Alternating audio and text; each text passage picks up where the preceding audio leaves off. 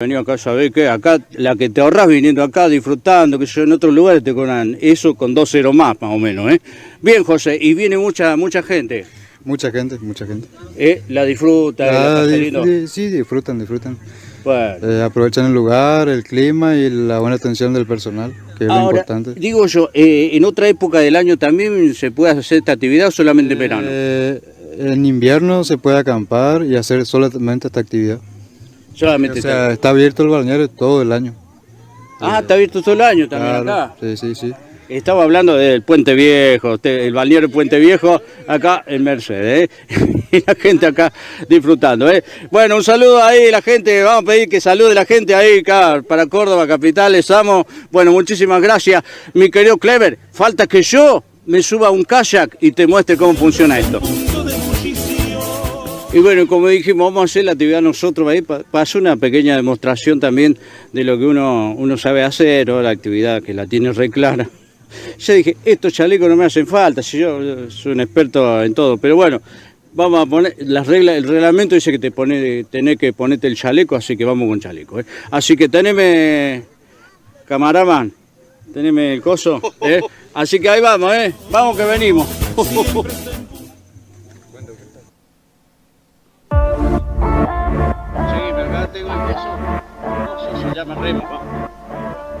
Ahí vamos a hacer una demostración. Lo primero es caminar con cuidado, ¿sí? Con cuidado. Atención. Le vamos a aconsejar a la gente, ¿dónde está? Le vamos a aconsejar a la gente que se saque cualquier calzón que tenga porque se van a resbalar. Es el primer. No se rían, ¿eh? Es el primer consejo que les tenemos que dar. Venime, José, por favor, no me la abrí hasta que no se. En fin, ahí vamos. Cuando quiera, José. Ahí va, despacio, José. Pará.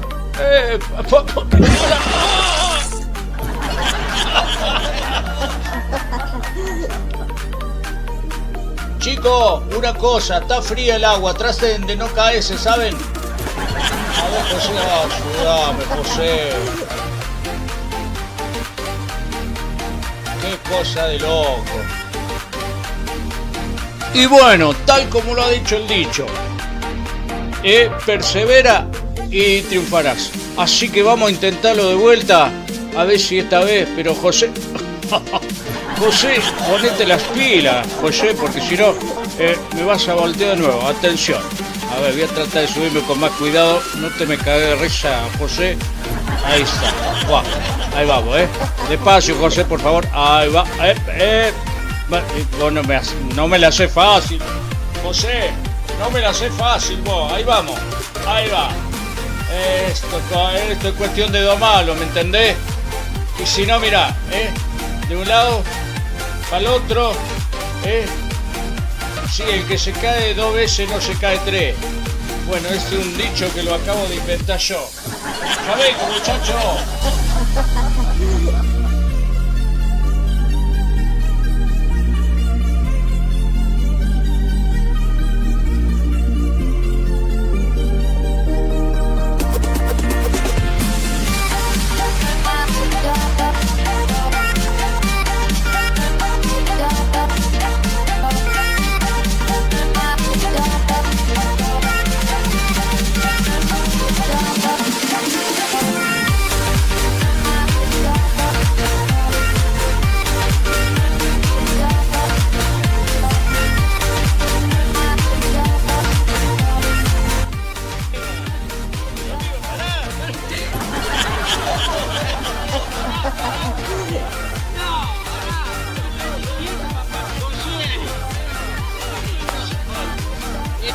Esta última caída es gratis.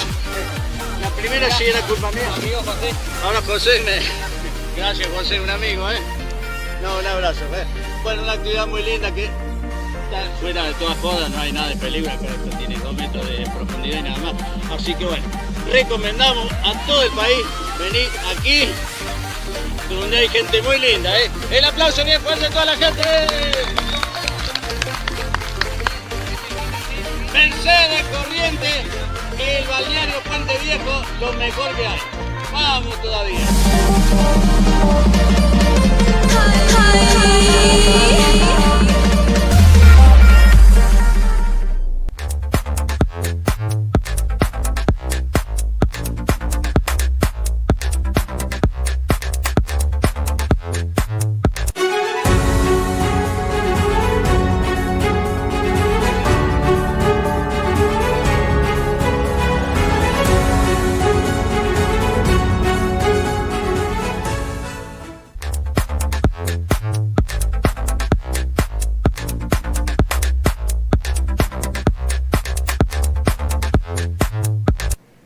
Y bueno, ahora vamos con otra noticia que vale la pena comentarla porque realmente es muy sorprendente. Extirpan tumor de 1,20 m del abdomen de una joven de 18 años. La noticia viene desde Perú. Las dimensiones de la tumoración era tal que el abdomen de la paciente creció a punto tal que parecía que tuviera una gestación de gemelos. Así lo indicó el Ministerio de Salud.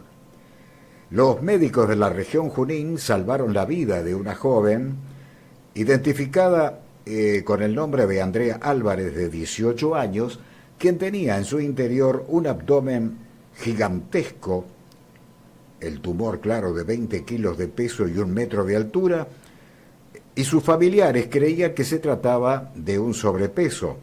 Pero grande fue la sorpresa al enterarse por el personal de salud que en realidad era una tumoración de grandes dimensiones. La intervención, que duró más de 3 horas, se produjo hace pocos días en el Instituto Regional Neoplásicas Irén Centro. La joven mujer llegó al centro de salud especializado procedente de la localidad de Pangoa, de la Selva Central, con la esperanza de que le salvaran la vida. Y claro que la salvaron.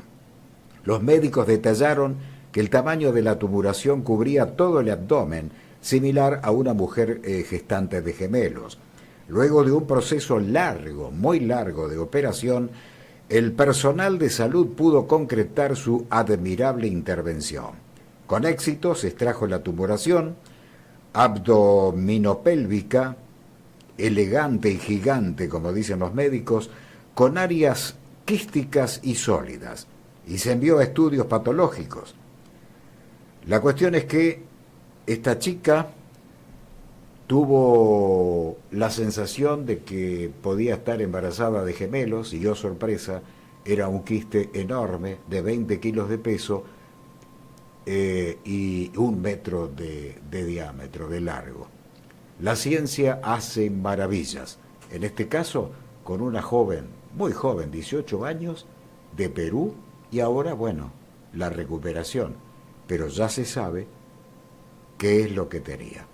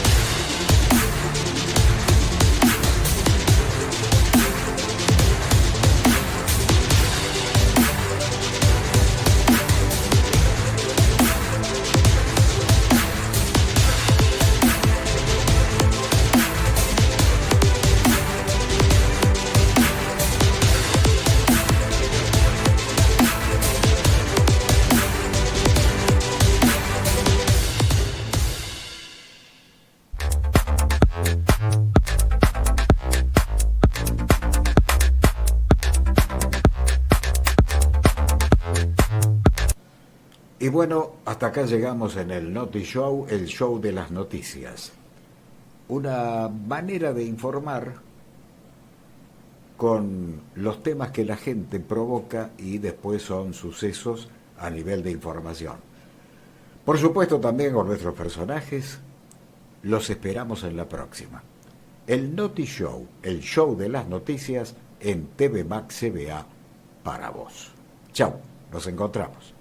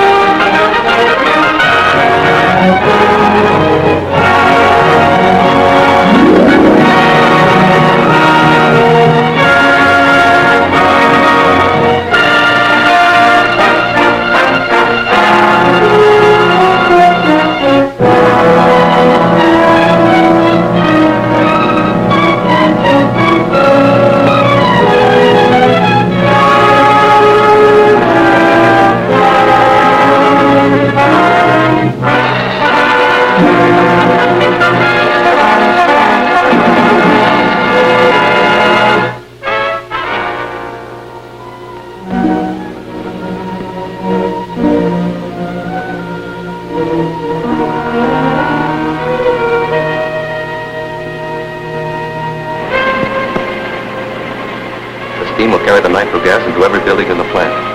As soon as the pressure hits 350 pounds, the gas will ignite and the whole place will blow up. Well, let's get out of here. Open up that master valve.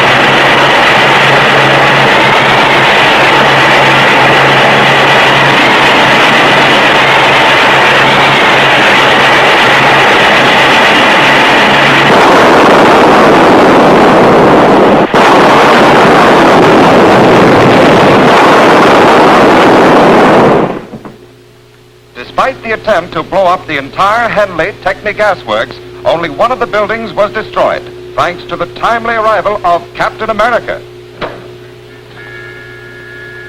You should be proud of yourself.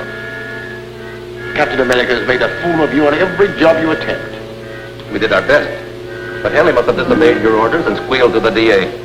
Yes, Mr. Henley has consistently ignored my warnings. But I'm not beaten yet.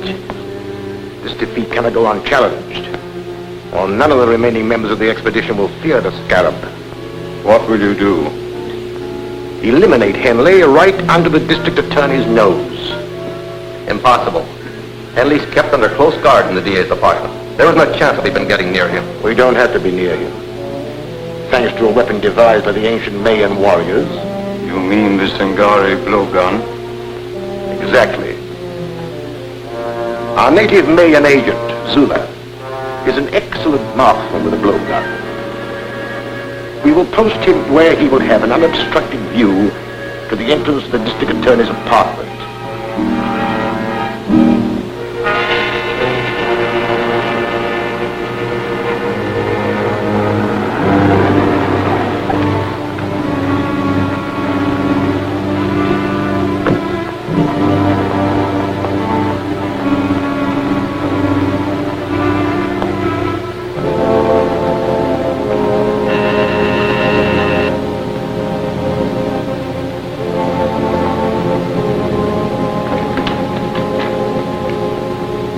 Look here, Mr. Gardner.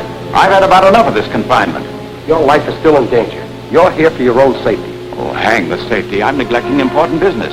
I'll accept full responsibility in case of further trouble, but you must permit me to go to my office. Very well, Mr. Henley. Only I insist that my men accompany you. Thanks. I'll be only too glad to have them. Clancy, you stay here. Yes, sir.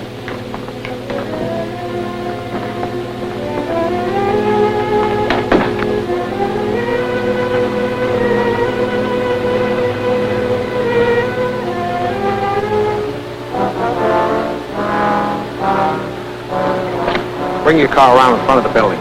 You're taking Mr. Henley to his office. I'll follow in my car.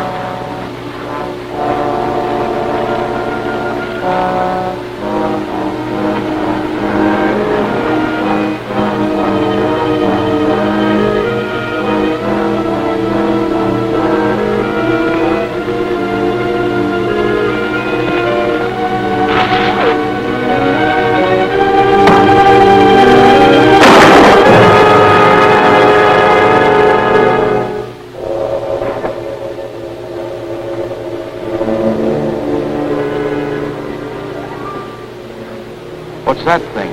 A poison dart with your name on it. This should convince you that you're still marked for death. Attempt on life of J.C. Henley, industrialist, foiled. DA to investigate origin of ancient poison dart weapon.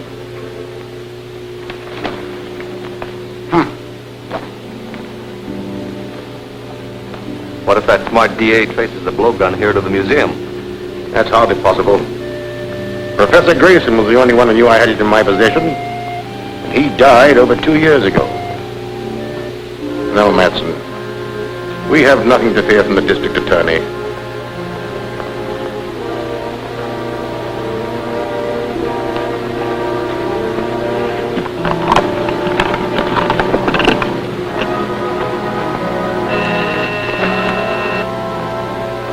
What is it, Mark? The district attorney is on his way in. All right, I'll be ready for him. Get out of sight.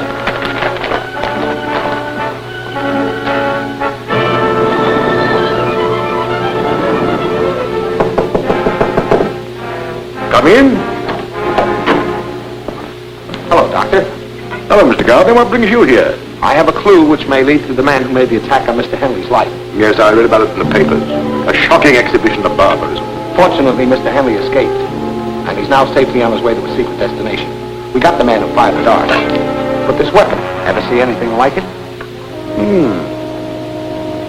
A Singari blowgun, used by the ancient Mayan tribes in primitive warfare.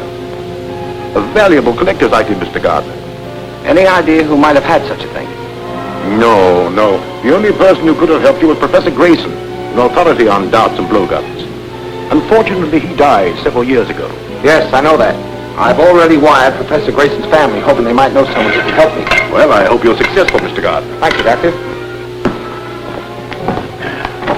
Good day. Bye.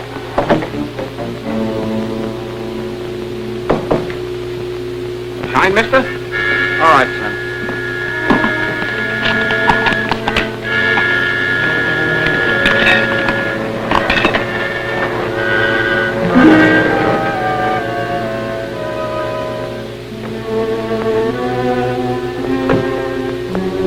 I hoped I'd find you here. We just received a long-distance call from Robert Grayson in Northridge, Robert Grayson. the professor's grandson. He's deeply interested in the blowgun attack made on Mr. Henley, and he offered us his help. Young Grayson has made a close study of his grandfather's work. He's sure he can identify the blowgun and probably tell us who owned it. Fine. I'll arrange to have a chartered plane ready at Central Airport tomorrow morning, and you can find the weapon in Northridge yourself. I'll take a rain check on that shine, son. Keep the change.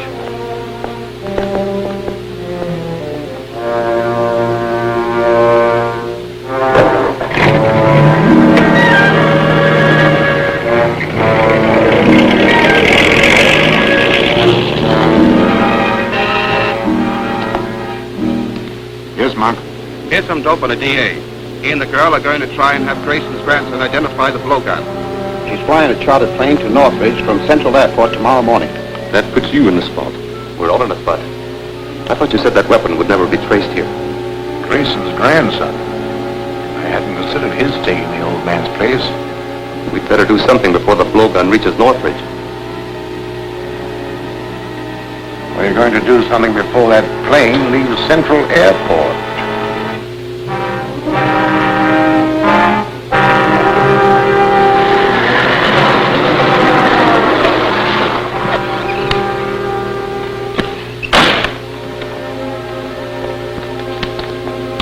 We're from the DA's office to check on that plane he ordered yesterday. It's on the field. You want to see it? Yes. Right this way.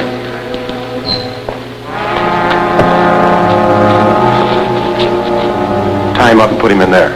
I'll check with the boss. Right.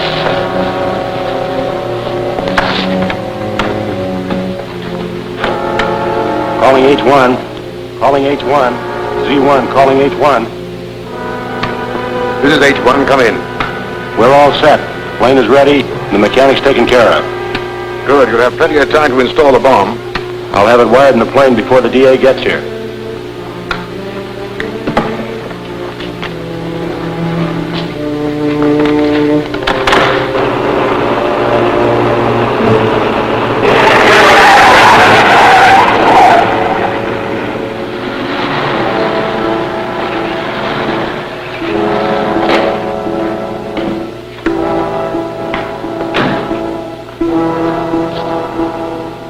I'm the district attorney. Is my plane ready? Yes, sir. She's out on the field and ready to go. Fine.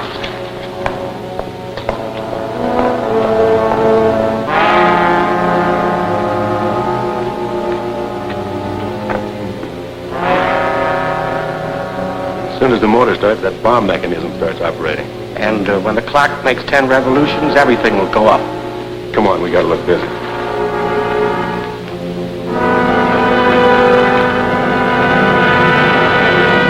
Good luck, Gail. I'll make it all right. Bye. Bye.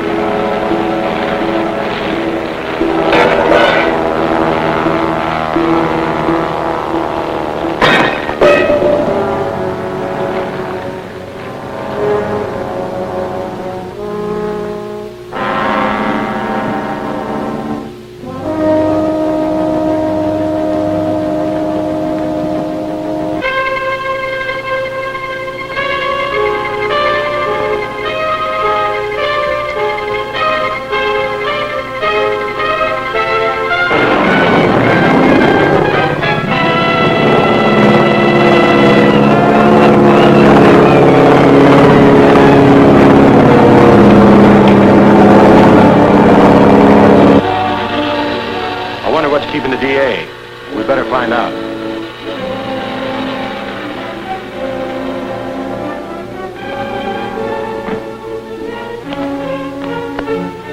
It's Captain America.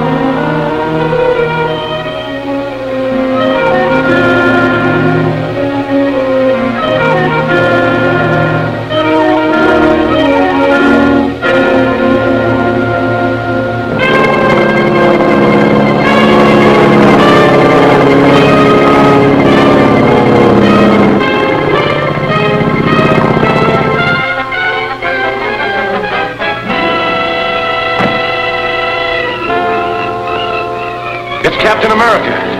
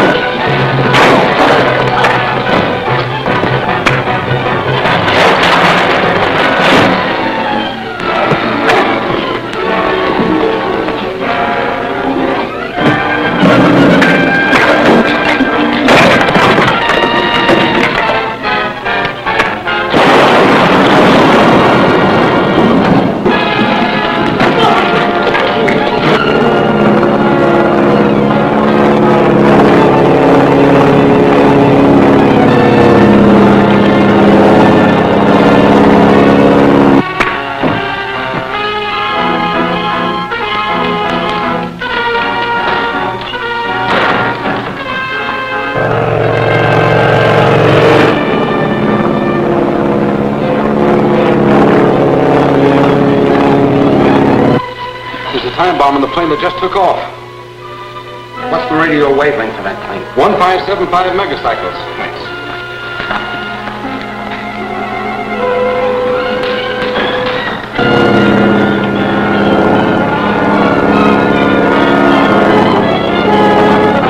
Calling Gail Richards. Calling Gail Richards. Come in, Gail. This is Gail. Go ahead.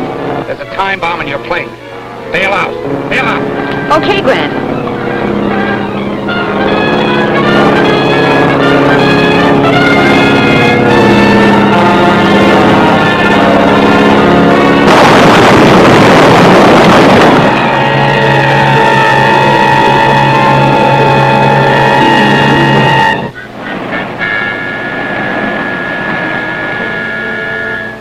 Scarab must have feared the blowgun would lead directly to him, or he wouldn't have gone to such extremes to destroy it. He certainly did a thorough job. There wasn't even a fragment of it left in the wreckage. I don't think those two prisoners will help us much. They're just two small-time thugs hired by Matson for that particular job. I wonder if the Scarab ever heard that the police make plaster of Paris copies of all important pieces of evidence. Well, we didn't have time to make a replica of that blowgun. I know that, but the Scarab doesn't. We could let the news leak out through the underworld that we have an exact duplicate from which Grayson can identify the owner of the original. And I'm willing to bet it won't be long before the Scarab hears about it.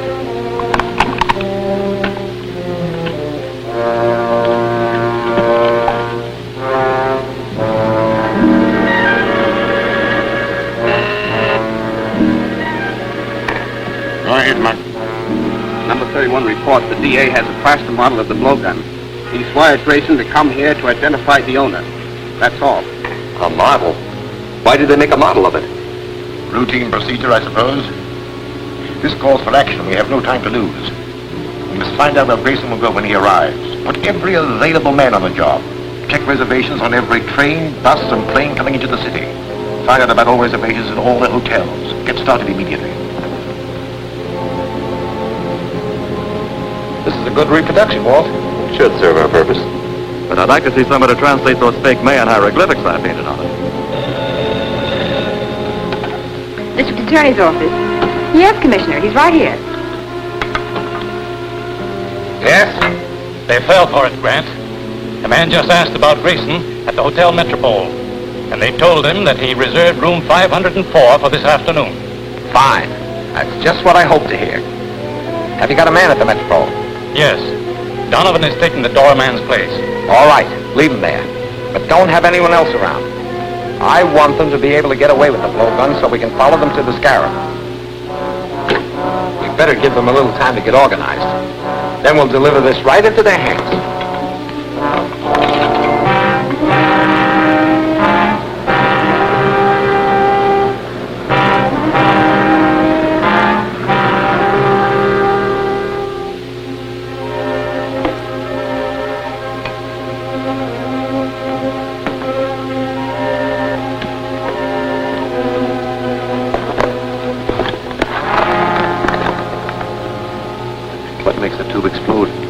Press the doorbell, and on the second chime, the wire will burn too, causing the tube to drop and break. The gas spreads rapidly and will knock out anyone in the room in a few seconds.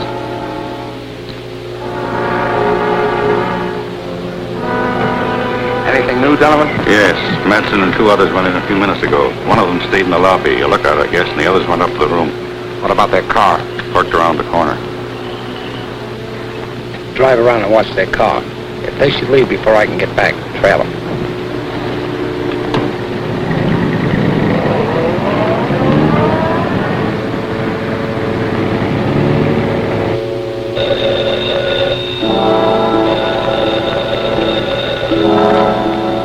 Yes? Okay. We'll take care of him. The DA's coming up here alone. He's carrying a long tubular case. The blowgun must be in it. Why is he coming before Grayson gets here? I don't know, but he's got the blowgun. That's all we want. Come on.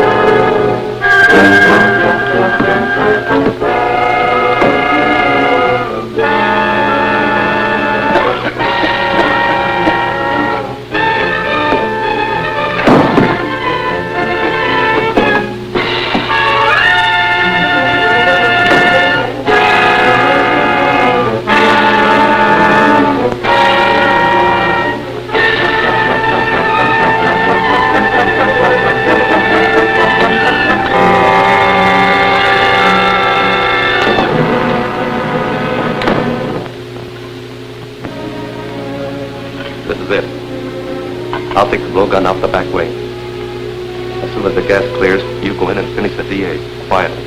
Then report to the scarab. Right.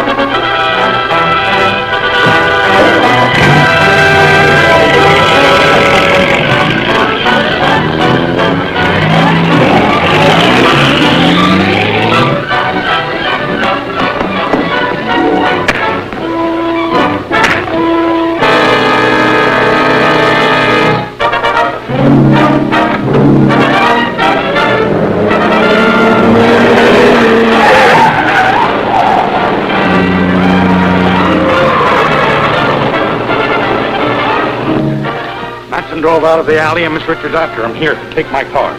Thanks.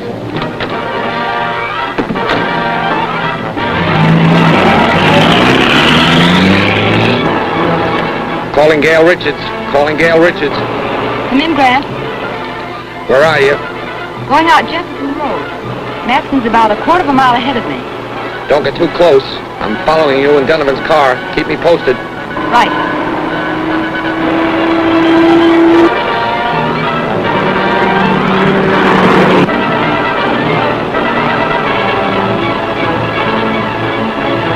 Calling Grant Gardner. Calling Grant Gardner.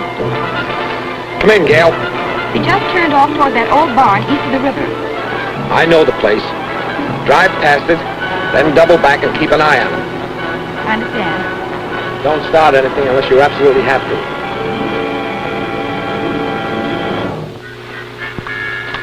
I'll have this fixed in a minute. Well, hurry it up.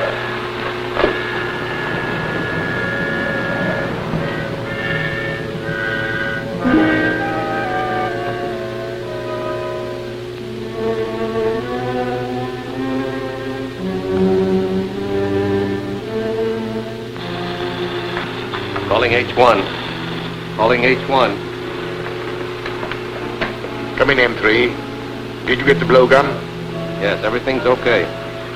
I'm not so sure. Norton hasn't reported in yet. He hasn't. I better go back to the hotel and find out what happened. Norton must have got in trouble. I'm going back to look for him. You're staying right here, Madison. Back up. You too. Tie him up.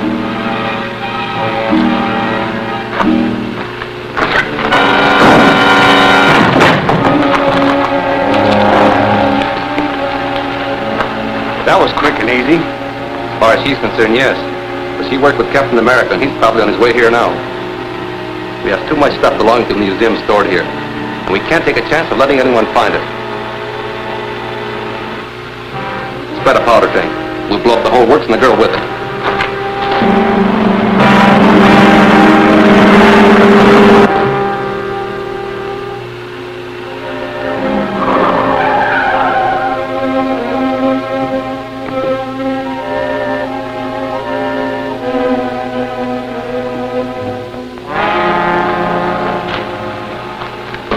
All set.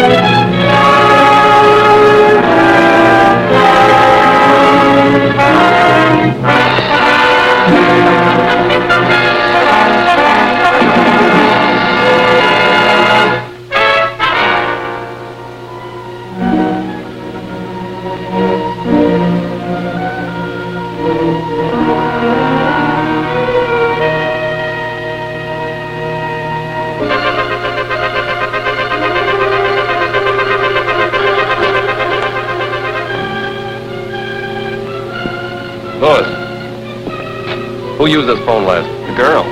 She left the connection open so they could hear us. We've got to get her away fast. Halt! Captain America.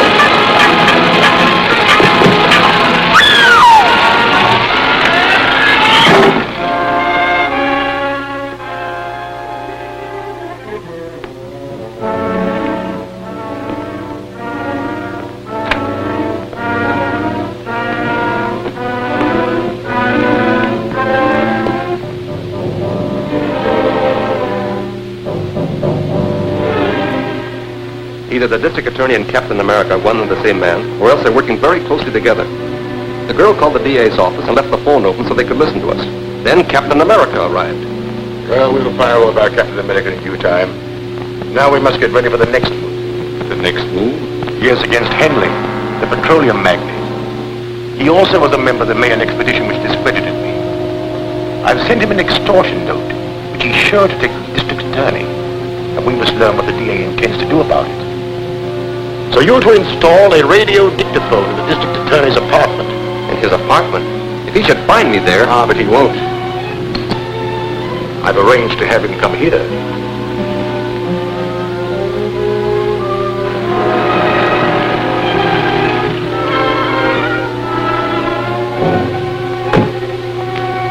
Shine, sir? Not today.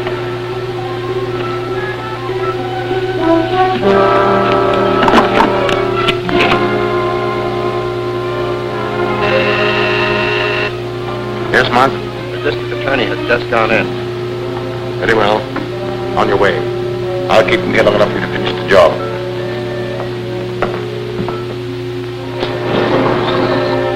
In the library. Come in. Hello, Doctor. How are you, Mr. Gardner? It was good of you to come. I realize you're a busy man these days. Have a seat. Thank you. I'm very busy, but I knew you must have a good reason for wanting an interview. Thank you, I have. The National Academy of Science has asked me to prepare the material for biographical articles on the members of the Mayan expedition who have been murdered.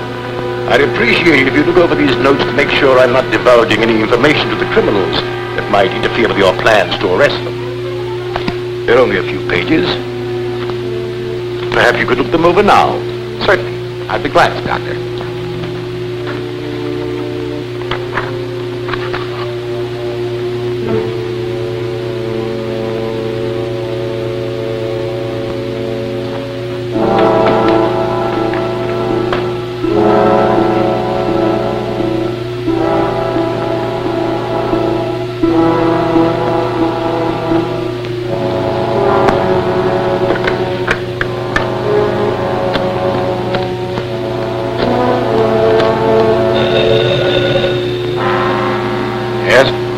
The DA still there? No, he just left. That's okay. I'm in his apartment now, and I'll have time to finish. Open your receiver and set it for 20 megacycles, and I'll give you a test. Very well. Gruber.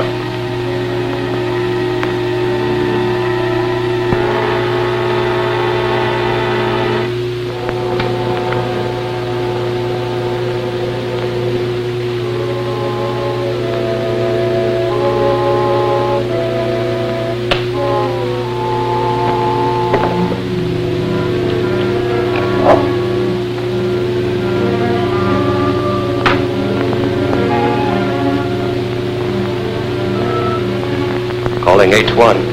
M3 calling H1.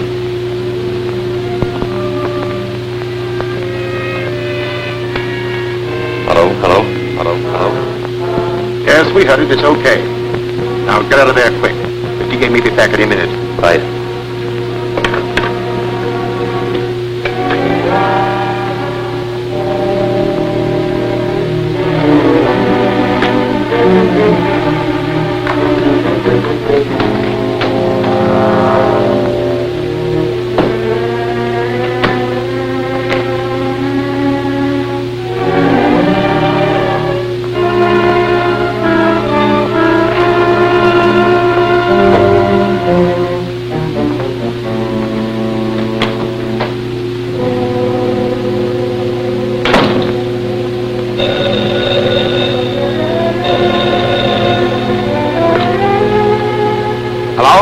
Hello, Chief.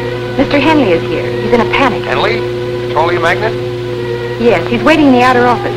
He's received an extortion note signed by the Scarab. He wants to see you at once. Oh, I see. All right, Gail, get a police escort and bring Mr. Henley here. When did he arrive? About 10 minutes ago. I've been trying to get you, but your line was busy. What? What's that? I said I tried to get you, but your line was busy.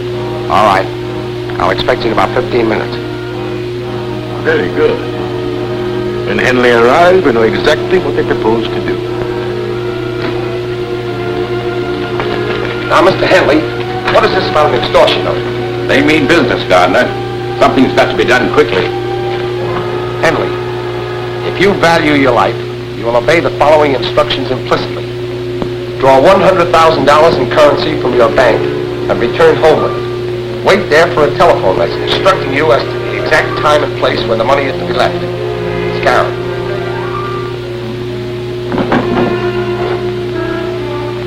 How did you receive this? It was pushed under my door. Do you intend to pay this money? Of course I intend to pay. It's my life I'm buying. I consider it worth the price. I'll consent on one condition. You are to remain on the police guard, and Miss Richards will deliver the money. That's satisfactory. Will you try and capture the extortionists when they come for the money? That won't be necessary. We have a specially constructed carrying case for just such an occasion as this. It has a secret compartment containing a radioactive cell, which keeps sending out a signal. By means of triangulation, we can locate the case wherever it is taken. Perhaps to the headquarters of the Scarab himself. I'll take care of the mechanical spy. We'll take every precaution to protect you. But remember, we're probably dealing with a homicidal maniac. You call me at my office as soon as you learn where the money is to be delivered. I will. We'll walk you to the elevator. Now the homicidal maniac will plan a counterattack. Bye. Good luck. Thank you.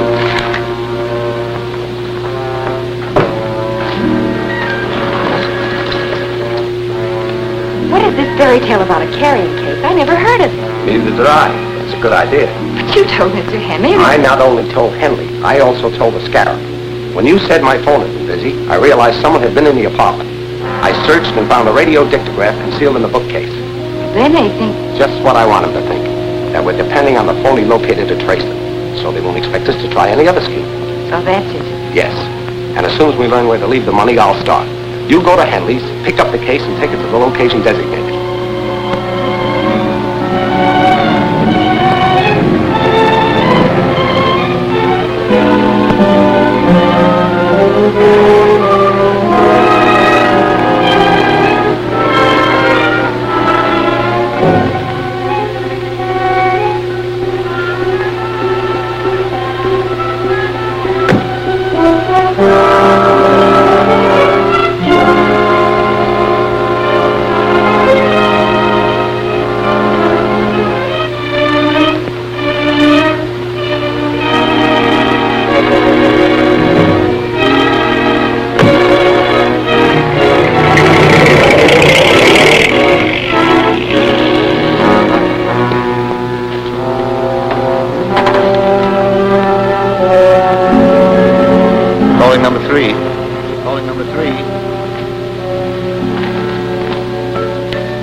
Okay, come in. The girl came out alone and left the case. I'll get it. Drive the car around to the other entrance.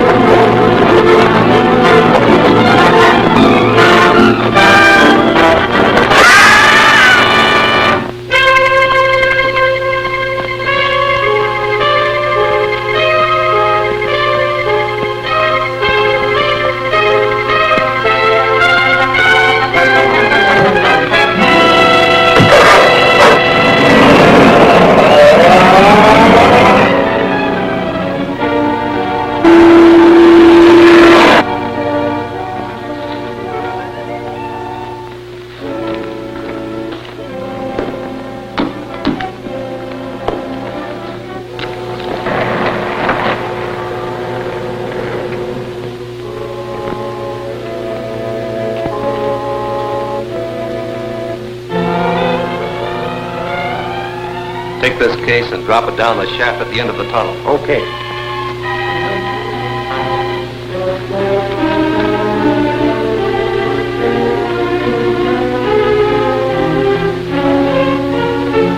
Get your hands up, Matson.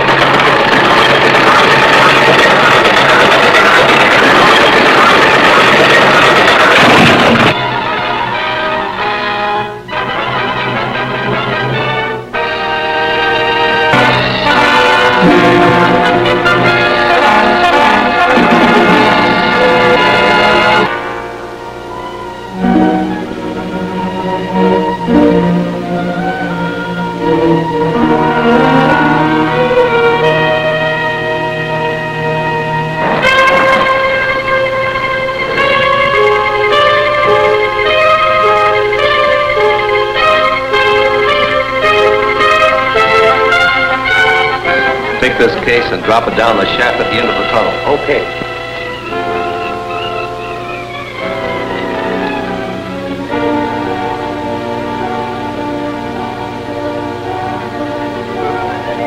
Get your hands up, Matson.